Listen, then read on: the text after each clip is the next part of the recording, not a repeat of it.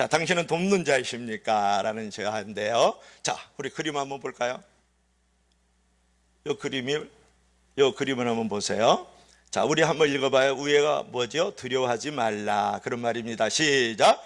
두려워하지 말라, 내가 너와 함께함이라. 놀라지 말라, 나는 너의 하나님이라. 다시 한번 할까요? 시작. 두려워하지 말라, 내가 너와 함께함이라. 놀라지 말라, 나는 너의 하나님이라. 지금 거센 이제 폭풍 파도 속에서 배 한 척이 지금 아주 사투를 벌이고 있는 그런 내용입니다. 자, 어느 날 먼 바다에서 한 배가 침몰했어요. 그때 모두 구명보트에 옮겨 탔는데 한 사람이 안 보이는 거예요. 거의 침몰 직전이라 나머지 사람들이 발을 동동동 굴렀는데 그때 마지막 한 사람이 선실에서 나와가지고 극적으로 구명보트에 올라탔어요. 숨을 헐떡이면서 나온 그가 꼭 진 그 손을 폈는데 거기 보면 뭐가 나왔을까요? 나침판이 나왔다, 그런 말이에요. 숨을 헐떡이면서 꼭 진 손을 폈었을 때 나침판이 들려 있었어요. 진짜 중요한 것을 놓고 오는 바람에 한바탕면 모두가 죽거나 큰 얼음에 처할 뻔한 사건이었다, 그런 부분이죠.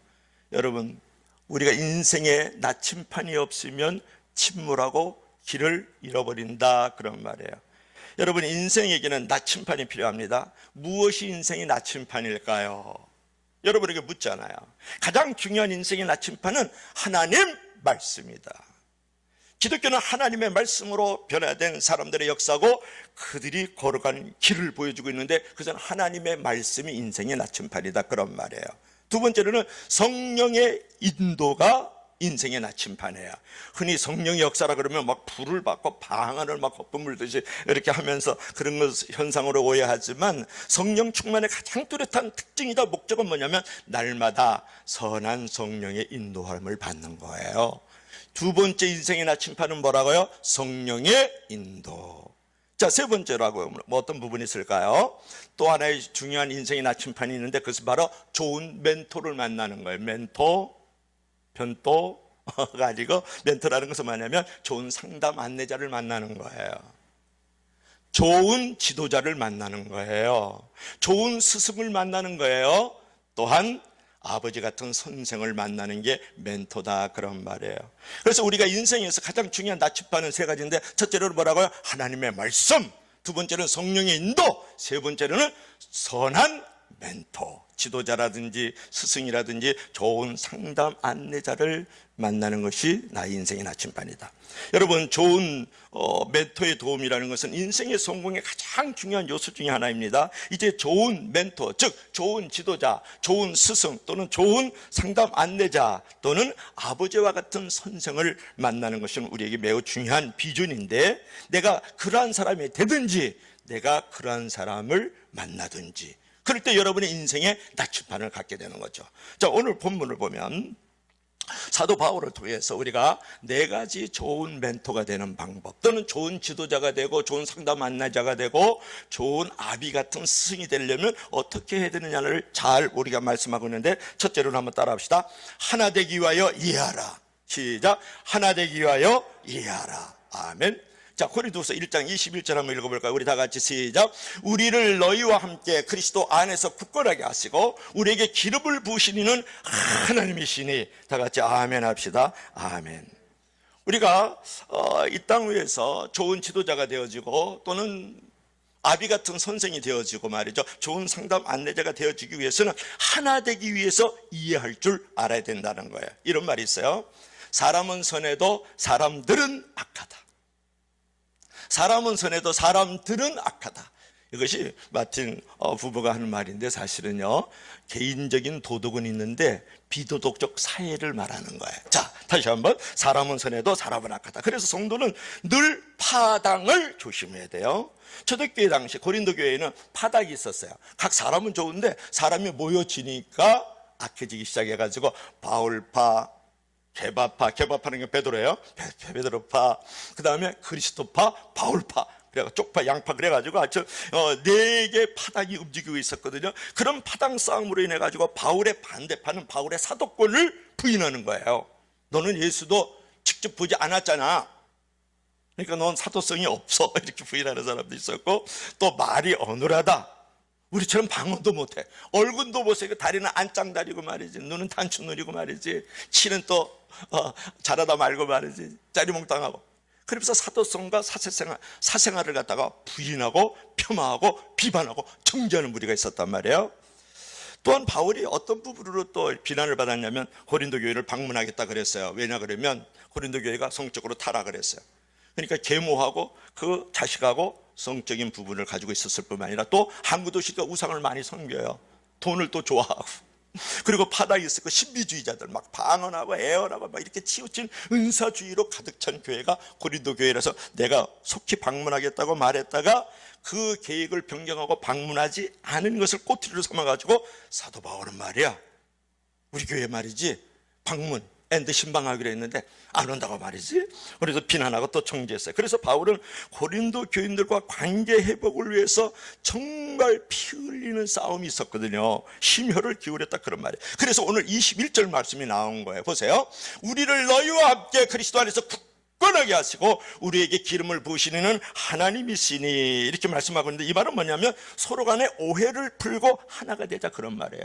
왜 그럴까요? 자, 우리에게 기름을 부으시는 하나님이시니 이런 말씀이 있는데, 기름을 부었다. 우리는 성령으로 기름을 부음 받은 존재들이 아니냐. 그래서 우리는 기름을 부음을 받았기 때문에 거룩하고 구별된 존재로서 우리가 살아가야 될 그런 소명을 가지고 있으니까 우리를 너희와 함께 우리가 그리스도 안에서 굳건하게 살자, 굳건하게 우리 지내자, 굳건하게 하나 되자, 이렇게 말하는 거예요. 자, 사도 바울이 지금 정죄를 받고 있습니다. 비난을 받고 있어요. 여러 가지 모양으로 인해 가지고 지금 코너에 몰려 있음에도 불구하고 고린도 교인들에게 하는 말을 보세요. 우리가 그리스도 안에서 거룩하게 구별된 존재잖아. 그리고 하나님 앞에서 우리가 부름을 받은 존재야. 그러니까 우리가 너희와 함께 그리스도 안에서 하나 되자, 뿌리를 내리자, 이렇게 고백하고 있는 사도 바울의 이 모습이 얼마나 은혜스럽습니까? 여러분, 살다 보면 오해할 일이 많거든요. 그런데 인간의 이해력에 한계가 있고 대개 자기 위주로 자기 편리로 생각하기 때문에 문제가 생기고 갈등이 생기는 거예요. 그러므로 여러분, 좋은 멘토가 되려면 좀 좋은 상담자가 되어주고 좋은 지도자가 되어주고 좋은 스승이 되어주고 아비 같은 선생이 되어지려 그러면 자기 편리로 자기 위주로 생각하지 말고 오직 남의 입장에 서줄 줄 알아야 된다. 성도와 교회 입장에서 내가 생각하고 그 자리에 머물 줄 아는 게 언더스탠딩이잖아요. 이해한다 그런 말이잖아요. 사도 바울은 그런 거예요. 사도 바울은 성도의 입장을 먼저 생각하고 교회 입장을 먼저 생각했다는 거예요. 항상 남의 입장에 섰다. 성도들은 가정 안에서나 직장이라든지 교회 안에서든지 항상 자기 편리 위주로, 자기 위주로 모든 걸 생각하기 때문에 그 안에 갈등이 일어나고 싸움이 일어날 수 있고 분쟁과 다툼이 있을 수 있다. 그런 부분에서 어느 날 돼지가 먹이를 주는 주인을 보면서 생각을 해요. 저 사람이 나를 먹여 살리려고 저렇게 수고하는구나. 정말 기특한 사람이네, 돼지가. 그러나 그 돼지 주인은 반대로 생각해서 내가 이 돼지를 잘 길러가지고 이번 아들 잔치에 말이자 요긴하게 써야지, 이렇게 생각하는 거예요. 돼지 생각하고 돼지 주인하고는 자기 위주로 자기 편리로 생각하잖아요. 완전히 상황은 똑같은데 받아들이고 보는 건 완전 달라요. 여러분들도 그럴 수 있다라는 거예요. 제가 이제 요새 드라이브스루 신방다고 전도도 하는데 우연찮게 사거리에서 한 분을 만났어요. 백화점에 근무하시는 분이에요. 우리 집사님인데 온라인으로 11조 다 하시는 분이에요. 근데 교회를 지금 한 달 넘게 못 나오고 해서 앞에 사시는 분인데 그래서 만났어요. 얼마나 부끄러워하는지 몰라요. 너무 죄송하다라는 거예요. 목사님, 죄송합니다 그래요. 그래서 제가 그런 입장으로 이제 말씀을 하나 드려준 게 있는데, 지금 집사님 백화점에서 지금 근무하시지 않습니까? 백화점을 보호를 해야 됩니다. 그리고 백화점에 얼마나 많은 사람들이 들락날락합니까? 그거는 교회를 보호하는 겁니다. 어떤 사람이 어떻게 와가지고 물건을 사가고 팔고 그랬는지. 영등포 롯데백화점에 근무하시는 분이에요. 그분은. 그랬더니 그분이 막 그냥 이게 눈물을 펑 쏟는 그런 마음으로 저에게 너무 감사함으로 표현하면서 목사님 그 말씀해 주신 게 너무너무 감사하대요. 저는 단 한마디 했어요. 롯데백화점도 보호를 해야 되고 교회도 보호하는 입장에서 교회를 안 나오시는 것은 괜찮습니다. 그리고 날은 모래알같이 많은 날수가 있어요. 얼마든지 교회 올 시간이 있으니까 지금은 서로 보호를 해야죠. 너무 오히려 감사하고 이렇게 오늘 11절에 성경은 다 보내는 분위기거든요. 너무 고맙습니다. 제가 그랬잖아요. 그랬을 때 얼마나 그 분위기가 좋아요. 그죠? 마음도 그분도 흐뭇해하고 저도 또 마음이 따뜻해지고 말이죠. 자기 위주의 생각은 얼마나 많은 오해와 착각과 손해를 불러일으키는지 몰라요. 그러나 남의 입장에서 서줬을 때 얼마나 자유함을 주고 평안을 주고 동제를 느끼고 가족애를 느끼는지 모른다, 그런 말이에요. 여러분 항상 남을 생각하고 남의 입장도 여러분 이해해 주십시오. 오늘 사도 바울은 정죄와 비난을 받고 있습니다.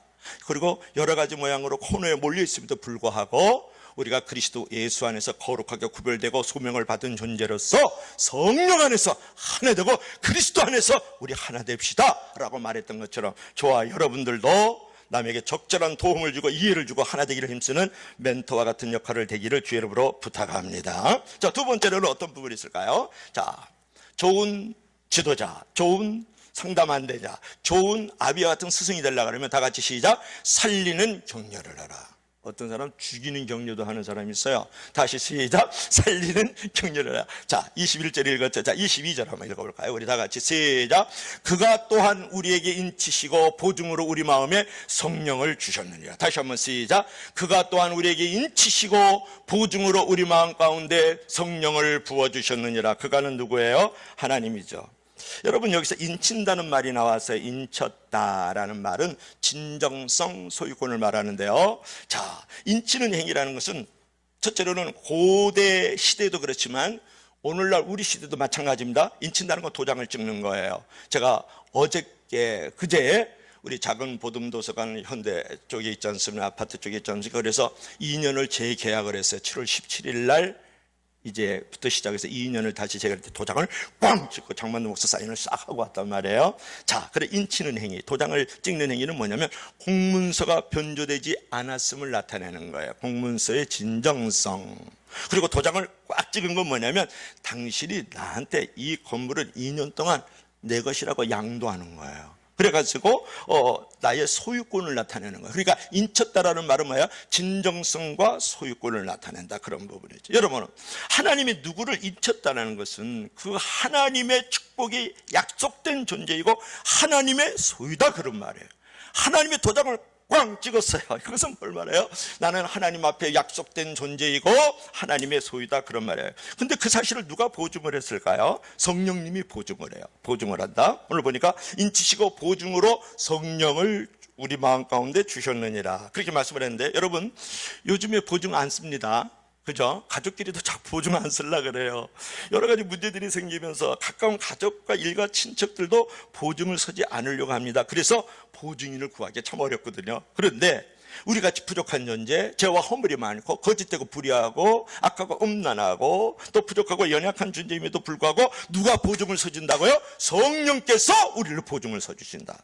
믿으시면 다 같이 아멘 하세요. 사람의 보증을 아예 기대하지 마세요. 사람이 나를 보호하고 나를 증명해 준다, 그런 거 기대하지 마세요. 보증이 필요할수록 더욱더 성령님을 의지하십시오. 성령님은 우리를 보증해 주시는데 우리를 책임져 주시고 하나님의 원하시는 모습으로 우리를 거룩하게 만들어 가시는 분인 줄로 믿을 수 있기를 바랍니다. 성령님만이 진정한 우리의 위대한 보증인이다, 그러면 우리를 책임져 주시고 우리를 날마다 더욱더 거룩하고 구별되는 존재로 만들어 주시는 분이 누구다? 성령님이시다, 그런 말. 성령님이 우리의 진정한 보증인이다. 그러니까 본문에서 사도 바울은 고린도 교인들에게 우리가 다 성령이 보증한 존재라고 하면서 자존감을 높여주는, 우리 모두가 성령께서 보증해 준 존재들은 아니냐, 그러면서 그들의 자존감을 이렇게 높여줍니다. 이 말씀도 오해를 풀고 새롭게 좋은 관계를 만들어가자는 사도 바울의 일종의 설교요, 설득이요, 설명이다, 그런 말이에요. 사도 바울의 간절한 바람과 격려가 담긴 말씀이 바로 오늘 22절의 말씀이죠. 그처럼 여러분, 좋은 지도자, 좋은 스승, 좋은 상담 안내자들은 격려를 할 줄 아는 사람이다, 그런 말이에요. 여러분, 사람은 누구나 다 연약한 존재예요. 사람들은 하나님을 믿으면 강철같이 인간이 변할 줄 알지만 실제로는 너무나도 연약한 존재이다, 그런 부분이에요. 제가 어떤 한 분을 한번 사진을 보여줄게요. 사진 한번 볼까요? 이분 누구예요? 장경동 목사, 우리 장씨잖아요, 장씨. 배풀장의 인동장씨, 이분. 근데 이분은 목회를 아주 잘해요. 큰 인물이에요. 큰 목사예요. 그죠? 장경동 목사 그러면 우리나라 사람들 다 알죠. 장경동 목사 죽도 맛있어. 이게 먹는 죽이에요. 또 죽도가 맛있어. 또 그렇게 생각하지 말고. 이게 왜 이런 말이 나왔냐 그러면 이게 큰 목사인데요. 아주 목회 잘하시고 우리 한국교회에 아주 영향을 많이 비치고 있는 분인데, 선한 영향력을 미치고 있는 분인데, 매번 이분도 설교를 잘하는 게 아니라는 거예요. 못할 때가 있으면 예배가 끝나면 목사가 이제 성도들 나갈 때 이렇게 악수를 하고 인사를 나눌 때 아내에게 미리 말한대. 옆에 있는 사모에게, 여보 오늘 내가 설교 죽 썼어, 그렇게 먼저 얘기를 하는데, 그러면 그때 저 사모가 늘 하는 말이, 여우 같은 사모가 하는 말이, 여보 죽이 더 맛있을 때가 많아. 그 말이 엉터리인 줄 알면서도 힘이 되더라. 큰 인물 뒤에는 언제나 특별한 사람이 있는데 잘하거나 못하거나 한결같은 마음으로 기운을 북돋주는 절대적 구원 격려자가 있다는 거예요. 생기기는 여우같이 생겨도 설교 못했을 때 더 격려하고 더 지지해 주었다, 그런 말이죠. 여러분, 한마디 축복의 말이, 진정이 담긴 격려의 말이 쓰러진 사람을 다시 살려냅니다. 죽이 더 맛있어, 맛있다, 이렇게 이제 남편에게 얘기를 해줬어요. 그래서 그 남편이 바로 이게 장경동 목사인데, 큰 인물, 큰 목사, 큰 목회를 하고 있잖아요. 충청도권에서 아마 제일 큰 목회를 하고 있을 것 같아요. 자, 그 친절한 말, 특별히 격려의 말, 지지의 말이 이런 큰 인물을 만들어 갔다, 그런 부분. 그러니까 우리 정경희 사모도 제가 혹시 설교를 죽을 쓰면, 여보 우리 성도들이 다 병들었을 때는 입맛이 없잖냐, 그럴 때는 죽을 주는 법이야, 아주 잘했어, 계속 죽 써줘. 이렇게 할 줄 믿습니다. 할렐루야. 손자하고 지금 목양에서 놀고 있구나. 그래야 된다. 그러면 여러분들도 성도와 성도끼리, 목사와 성도끼리, 또는 여러분의 이웃과 세상 속에서도 이렇게 격려하고 지지해주는 말, 살리는 말을 할 줄 알아야 된다, 그런 부분이에요.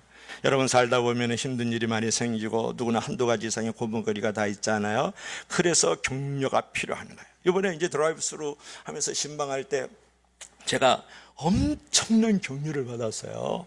그러니까 우리 고성선 권사님을 만났는데, 그러니까 마당에서 만나는 거예요. 차 안에서만 기도해주고 이제 뭐 떡 2덩어리 던져드리고 음료수 한 서너 개 던져드리고 성경 기절 이렇게 하나 던져드리고 오는데, 마당에서 기다렸어요. 이제 우리가 다 들어갔어요. 그래서 이제 신방대원하고 이제 들어가서 마당에서 만나는 거죠. 방에 들어가면 안 되니까. 근데 봉투를, 까만 봉투에도 뭘 하나 갖고 왔는데 보니까 아이스 깨끼가 3개야. 아이스 깨끼 3개야. 그래가지고 그거를 하나씩 다 주는데 얼마나 맛있고 감격이 되는지 몰라요. 목사님 너무 보고 싶다라는 거예요. 그리고 또 한 가지는 또 신방을 갔더니 어떻게 하는지 알아요? 목사님, 제가 한 달, 2달 동안 못 나왔는데요. 그래서 11조를 봉투를 다 집어넣어놨어요. 주정헌금 봉투를 또 따로 만들어서 집어넣어놨어요. 또 감사헌금 봉투를 만들어가지고 이거를 교회에다가 갖다 드리시죠. 하나님께 드리시죠. 그랬을 때 이 목사의 마음이 얼마나 지지가 되느냐고요. 목회의 보람과 기쁨이 있는 거예요. 안 와서 함부로 정죄하고 비난하지 말라, 그런 분이에요. 너무 은혜가 되고 너무 격려가 돼서, 이 코로나19 이런 어떤 바이러스로 말미암은 위기와 위험 속에서도 목회의 보람이 있는 것을 내가 느끼지 않았습니까? 오면서도 11조 안 하고 있는 성도들은 회개할 수 있길 주의 이름으로 축원합니다. 할렐루야. 교회는 헌신이 없고 헌금이 없어? 안 해도 돼. 교회 보기만 하면 되지. 천국 가면 되지 뭘 그래. 복음이라는 것은 사람을 살리고 세워주는 능력이 있는데, 여러분, 격려, 지지도 사람을 살리고 세워주는 능력이 있다. 그럼 사도 바울이 그랬다라는. 그러므로 복음 안에서 서로 용기를 주는 격려자가 되고 결코 남을 낙심시키지 말라. 하나님의 가장 큰 진노는 뭐냐면 사람을 낙심시키고 저주하는 거예요. 여러분, 민수기 14장을 보면은 가나안 땅을 정탐하고 돌아온 12명의 정탐꾼 중에 10명이 부정적인 거 너무 잘 알죠. 여러분, 가나안 땅은 좋지만 응? 그곳에는 우리가 당하지 못할 강한 부족들이 있어요. 족속이 살아요. 도저히 그들 이길 수 없거든요. 막 이제 초롱석이에요. 성벽은 난공불락이고 말이죠. 강철수레가 말이죠. 그 성벽 위로 달려다니고 말이죠. 거인이고 군사의 숫자가 얼마나 많은데 그에 비하면 우리 메뚜기 같아요. 우리는 백전백패입니다. 그 땅에 들어가면 그 땅의 사람과 그 땅이 우리를 삼켜버릴 거예요. 메뚜기 컴플렉스. 민수기 14장이 메뚜기 컴플렉스. 12명의 정탐꾼이죠. 12명의 정탐꾼인데 요게 이제 메뚜기잖아요. 메뚜기 모습으로 자기의 자아상을 갖고 있는 걸 갖다가 메뚜기 컴플렉스.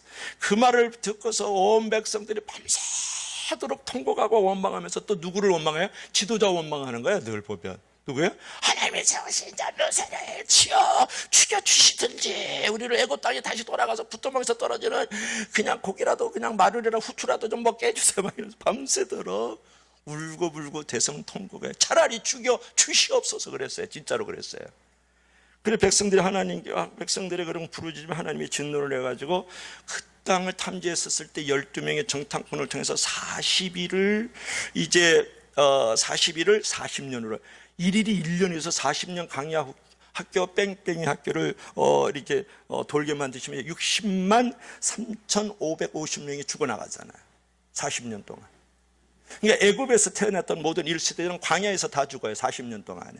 40살 된 사람 80살 때 이렇게 다 죽는 거지. 다 죽고 여호수아와 갈렙과 광야에서 태어난 사람만 적과 이루는 가나안 땅에 들어갔다. 백성들을 낙심케 만들었던 10명의 정탐관은 특별히 더 큰 저주와 재앙으로 죽어나가요. 성도들을 낙심케 하거나 절망하게 하거나 하면은 하나님의 진노가 임하는데, 특별히 민수기 14장 이제 18절 33절에 보면 하나님은 귀에 들리시는 대로 행한다. 뭐라고요? 하나님은 귀에 들리시는 대로 행한다. 그 땅은 우리를 삼키는 자다. 차라리 여기서 죽여달라고. 여기까지 모세가 끌고 와서 이 광야에서 우리를 죽일 이유가 뭐냐? 애굽에서 무덤을 만들어 달라고.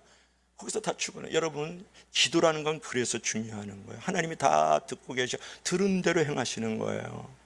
원망, 불평, 저주, 낙심, 절망, 부정적인 언어들 하면 그대로 임하여지는 거예요. 누구에게?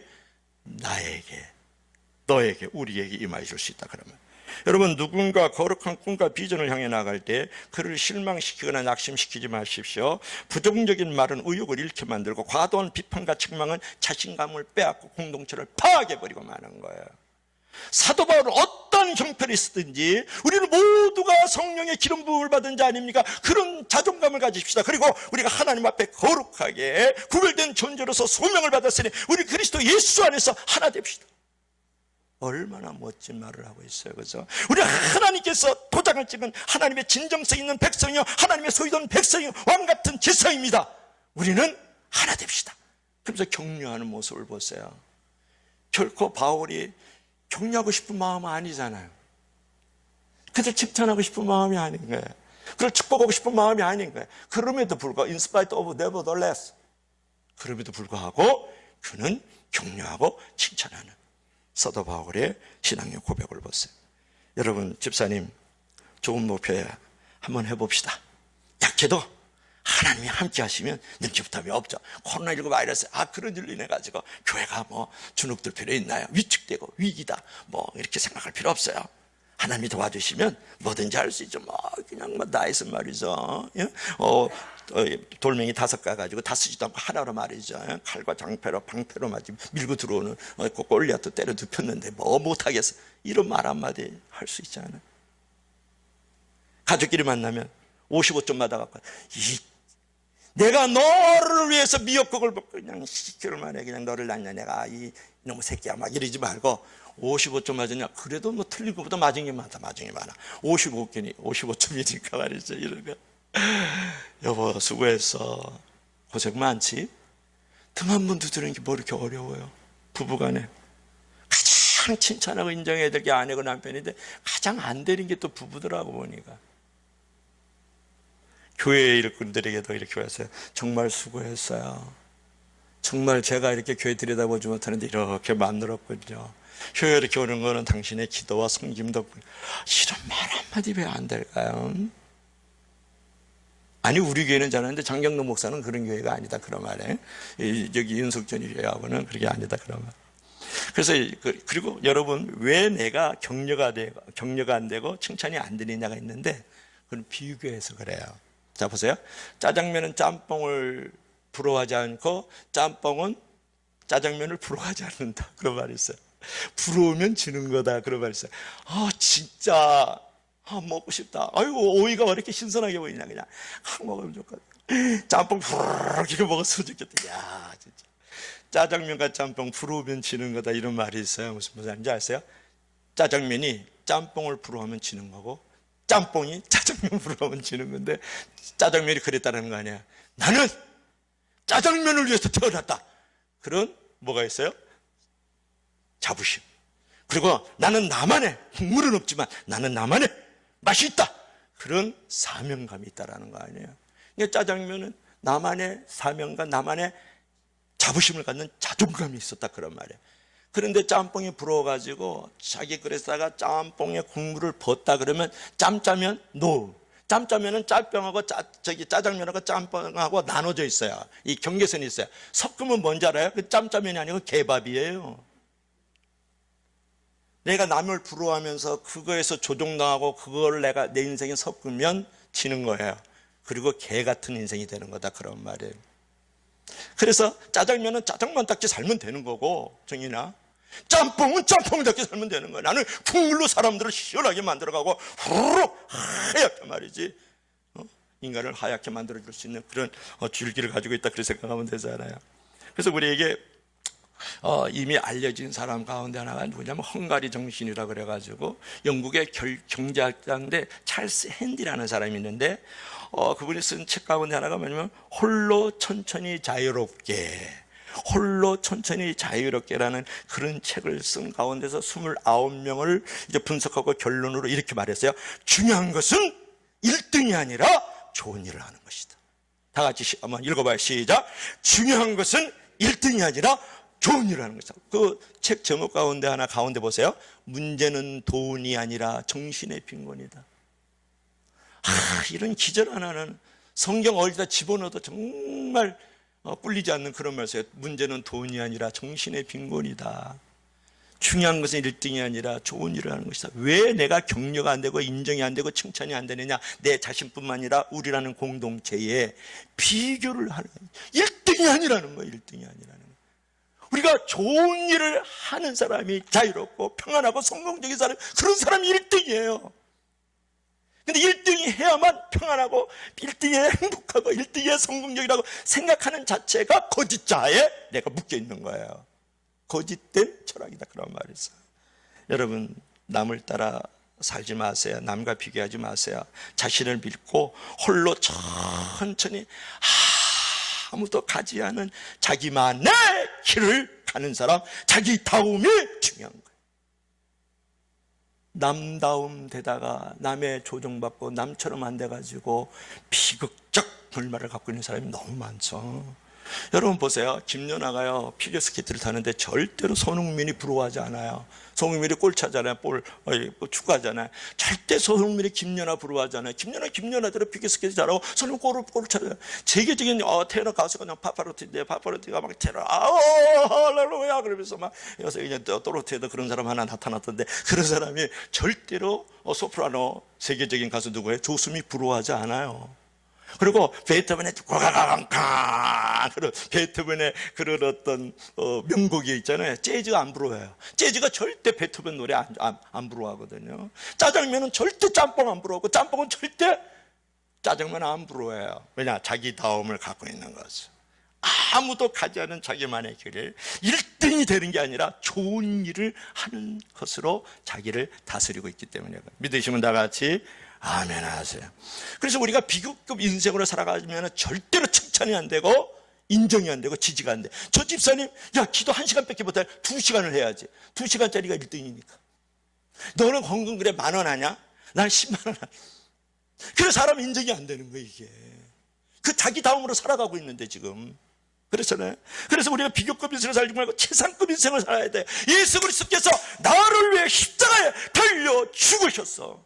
하나님 당신이 십자가에서 목숨을 내어주기까지 한 매우 값진 존재야 라는 최고급 인생을 살아가는 것이 창조의 원리요, 창조의 질서요, 사람과 사람이 사는 모습인 줄 믿을 수 있기를 바랍니다.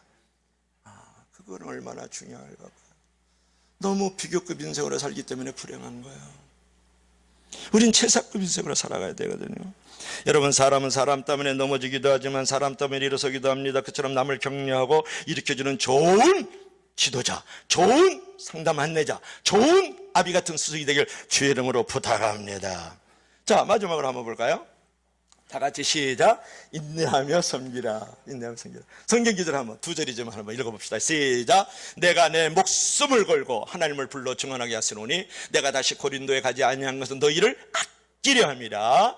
우리가 너희 믿음을 주관하려는 것이 아니 오직 너희 기쁨을 돕는 자가 되려 함이니 이는 너희가 믿음에 섰음이니라. 아멘. 오늘 본문 23절을 읽었는데요, 그 말씀에서 사도 바울이 내가 내 영혼을 두고 하나님을 불러 증거하시다. 여러분, 이런 말씀할 수 있겠어요?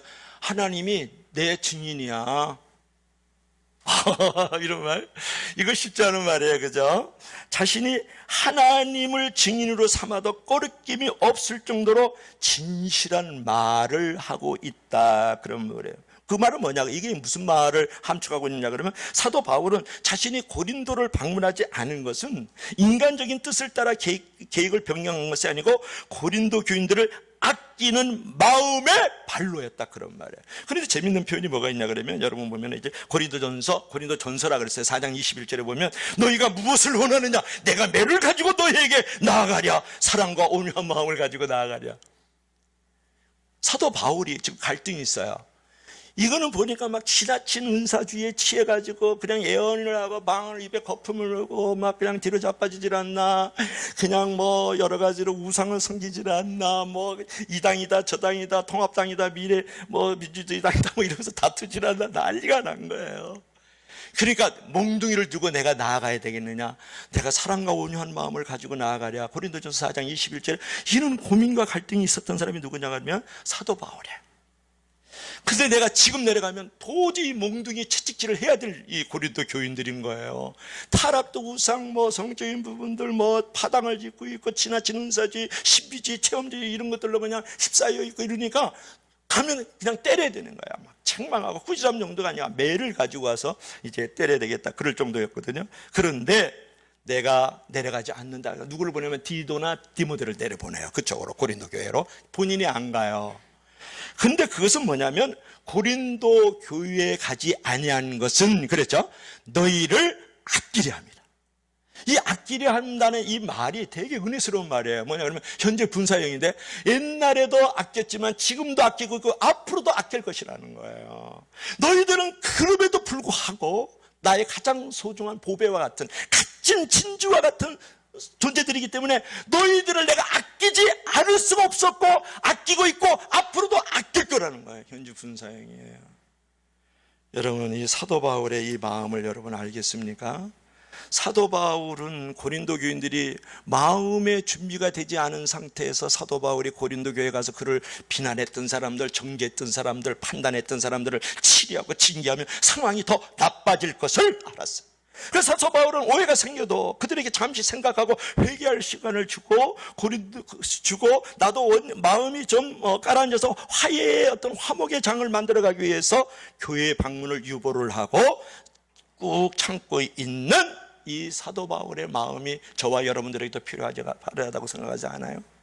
조금만 판단하면, 조금만 비방하면, 조금만 왠지 좀 무시당하는 느낌을 가지면 바로 매를 들질 않습니까? 보세요. 현재의 어떤 상황이 나에게 위협하는 존재가 될지라도 바로 화해도 하지 말고 바로 또 싸움을 또 하지 마세요. 조금 시간을 좀 가지면서, 좋은 일도 서두르면 좋은 일이 안 될 수 있다는 말이 있지 않습니까? 좋은 지도자, 좋은 스승, 좋은 상담자가 되어지려고 그러면 인내가 필요하고 어느 정도의 상황이 필요하다, 그런 부분이에요. 자, 본문 24절 한번 읽어봐요. 자, 24절 우리 다 같이 시작. 우리가 너희 믿음을 주관하려는 것이 아니요 오직 너희 기쁨을 돕는 자가 되려 함이니 이는 너희가 믿음에 섰음이라. 좀 쉬운 말로 할게요. 우리가 너희의 믿음을 지배하려는 것이 아니요 우리가 너희 믿음을 압제하려는 것이 아니요 오직 너희 기쁨을 돕는 자가 되려 함이라. 좋은 지도자가 되려 함이라. 좋은 상담 안내자가 되려 함이라. 좋은 아비와 같은 스승이 되려 함이라. 이렇게 말하고 있는 것이단 말이에요. 여러분 보세요. 이 구절을 보면 우리가 여기서 사도 바울을 통해서 성도와 성도끼리, 목회와 성도 간의 어떤 목회의 기본을 우리가 배울 수 있어요. 양들의 믿음을 주관하면 안 돼요. 지배하고 압제하고 폭력을 가하면 안 되고, 양들의 뭐가 돼야 돼요? 기쁨을 돕는 자가 된다. 기쁨을. 사도 바울은 사도의 권위가 있었지만 그 권위 내어 던져버렸어요. 그처럼 진정한 권위라는 것은 권위를 자발적으로 버릴 때 그 권위가 주어지는 거예요. 내 권위 있다. 내가 장로다. 내가 목사다. 그래가지고 권위 주어지는 게 아니에요. 권위는 남이 인정해줘야 권위가 되는 거지. 그리고 자기를 포기해야 돼요. 자포자기해야 돼요. 근데 요새는 자포자기를 또 이렇게 얘기하더라고요. 자포자기. 자기는 포기하고 자기의 기쁨을 위해서만 살아가는 사람을 자포자기라 그러는데, 또 이제 그런 사람이 되어서는 안 된다는 거예요. 여러분, 그래서 리더는, 좋은 지도자는, 선한 스승들은 뭐냐 그러면 믿음을 강요해서는 안 된다는 거예요. 압제해서 안 된다는 것이고, 지배하려고 그러면 안 된다는 거예요. 믿음은 그냥 자발적 선택에 의해서 만들어지는데 아무리 탁월한 사람도 믿음을 주관할 수는 없어요. 믿음은 오직 하나님만이 우리를 주관할 수 있다, 그런 말이에요. 주관이라는 단어.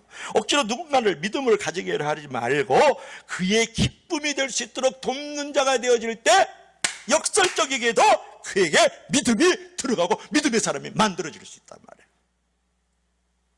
믿으시면 다 같이 아멘 하세요.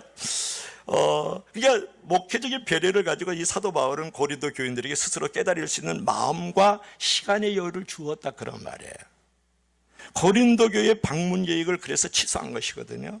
그처럼 여러분, 멘토라는 것은, 즉 선한 지도자, 선한 상담 안내자, 선한 스승들은 권위의식을 버리고 그렇게 섬김의식으로 갈 때 진정한 권위를 가질 수 있고, 그런 권위 속에서 사람이 변화가 이루어진다, 그런 말.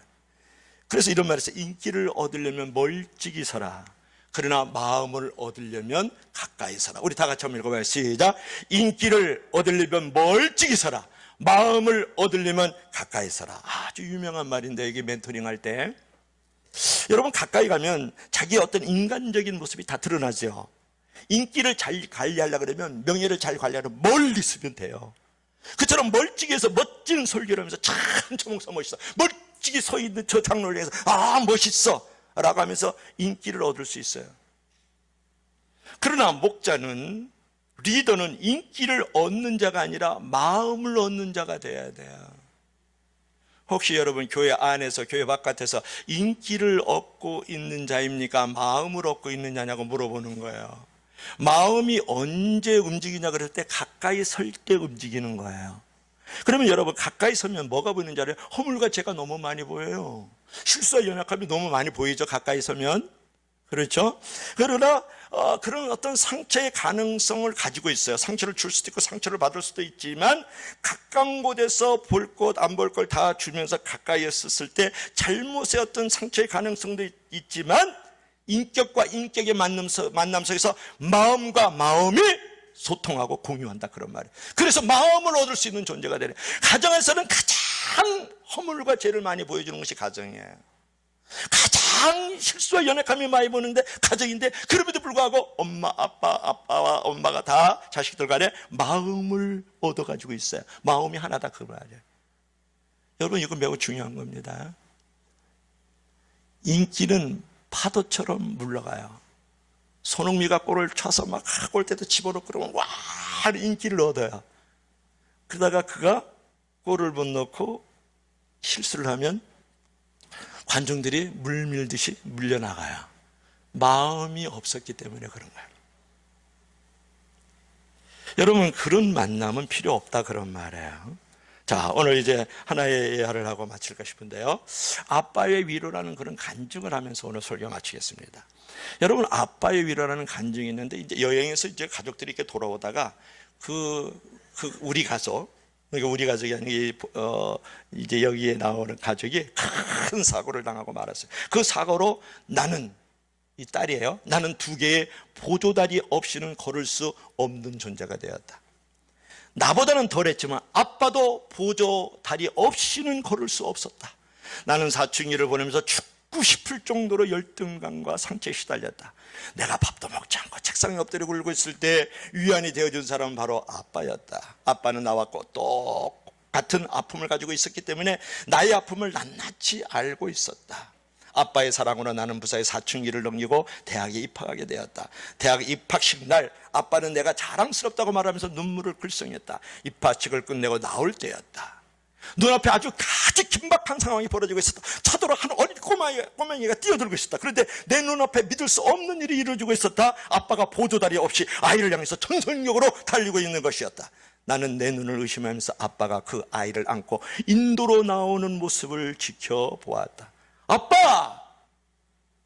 나는 너무 놀라 소리쳤지만 아빠는 못 들은 척 보조다리를 양팔에 끼고는 서둘러 가버렸다. 엄마 봤지? 아빠 걷는 거 봤잖아. 그래서 엄마의 얼굴도 담담해 보였다. 놀라지 말고 엄마 말 잘 들어. 언젠가는 너도 알게 되리라 생각했어. 아빠는 사실 보조다리가 필요 없는 정상인이야.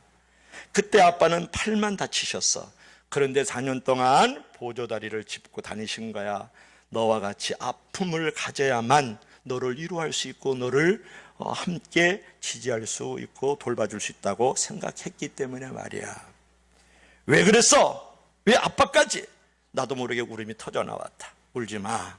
아빠는 너를 위로할 수 있는 자신의 모습을 얼마나 자랑스러워 하셨는데 오늘은 그 어린 것이 교통사고로 너처럼 될까 봐서. 앞서 걸어가는 아빠를 보고 있는 나의 분홍색 파카 위로 눈물이 방울방울 흘러내렸다. 마음이 아픈 날이면 나는 늘 아빠의 품에 안겨서 눈물을 흘고 울었다. 그때마다 소리내어 운 것은 나였지만 눈물은 아빠의 가슴속에 더 많이 흘러내렸을 것이다.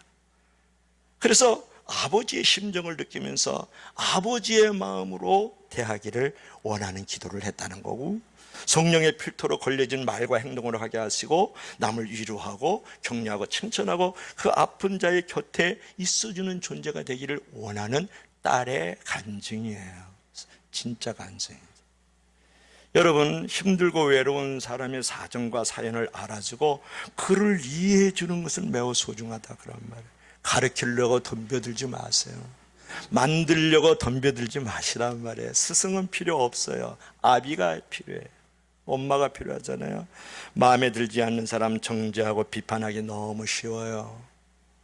그러나 하나님 우리를 비판자로 부르지 않고 우리를 치유자로, 상담자로 부르셨고 아버지로 부르셨다 그런 말이에요. 그 부르심을 따라서 정죄의 눈이 아닌 사랑의 눈으로 그를 바라보고 그가 오리를 가자 하면 심리를 가지고 그가 왼편 달라면 오른편 달래주고 겉옷 달라면 소국을 줄 수 있는 그런 자의 자리가 우리에게 이제 중요한 자리다. 이제 그런 부분이죠. 그러므로 오늘 결론을 맺겠습니다. 이제 서로 가까이 가서 섬겨주고 돌봐주는 바울 같은 신앙의 고백이 있길 바랍니다. 여러분, 가까워짐으로 말미암아서 생길 수 있는 그런 상처와 배신도 두려워하지 마십시오. 어차피 어떤 보답과 보상을 위해서 우리가 섬긴 것이 아니고 하나님께서 섬기라라는 하나님의 명령을 이행한 것뿐이니까요. 그처럼 남을 섬겨주면서 언젠가 자신을 섬겨주는 좋은 멘토 또는 후원자들을 얻게 되기도 하고 그런 자가 되어 주십시오.